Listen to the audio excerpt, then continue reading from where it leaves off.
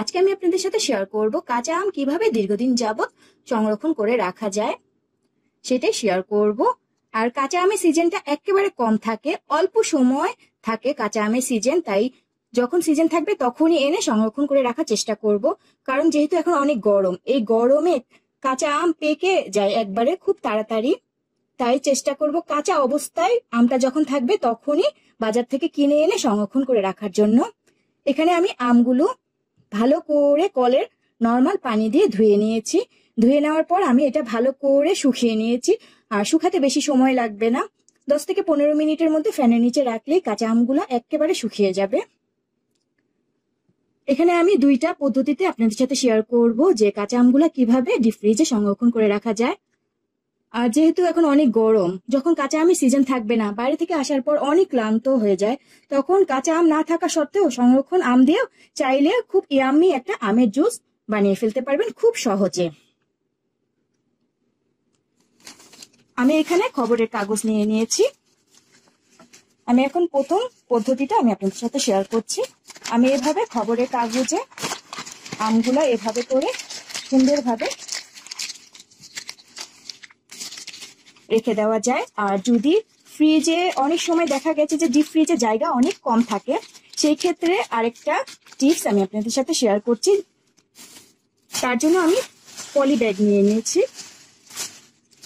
আর এই পলি ব্যাগের মধ্যে আমগুলা রেখে খুব সহজে ডিপ ফ্রিজে রেখে দিতে পারবেন, এতে করে অনেক দিন থাকবে। আর যদি ফ্রিজে জায়গা থাকে তাহলে চেষ্টা করবেন যে খবরের কাগজে রাখার জন্য, সেটাতে এই পলি ব্যাগের থেকে খবরের কাগজে যদি রাখেন তাহলে সেটা আরো বেশি ভালো থাকবে এবং অনেক দিন সংরক্ষণ করে রেখে দেওয়া যাবে। আর পলি ব্যাগে রাখার কারণটা হচ্ছে যে যদি ডিপ ফ্রিজে না জায়গা থাকে সেই ক্ষেত্রে এভাবে পলি ব্যাগে রেখে দিতে পারেন।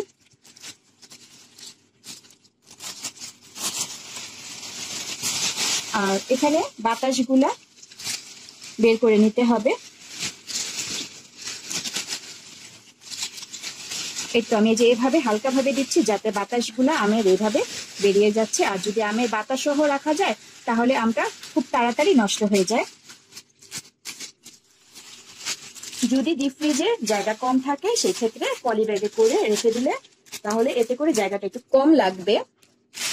আর চেষ্টা করবেন যে অবশ্যই খবরের কাগজে রাখার জন্য, তাহলে এতে করে অনেক দিন যাবত সংরক্ষণ করে রেখে দিতে পারবেন। আর খবরের কাগজে রাখলে ফ্রিজে একটু জায়গা অবশ্যই বেশি লাগে, কিন্তু একদিক দিয়ে উপকার পাবেন যে আমগুলা একই ফ্লেভার থাকবে অনেকদিন যাবত।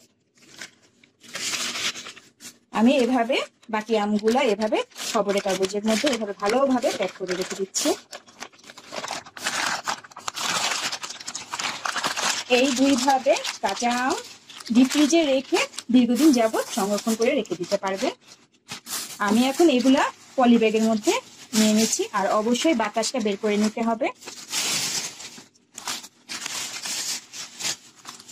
যদি আমাদের এই ভিডিওগুলো আপনাদের কাছে ভালো লেগে থাকে তাহলে অবশ্যই লাইক, কমেন্ট আর শেয়ার করতে ভুলবেন না।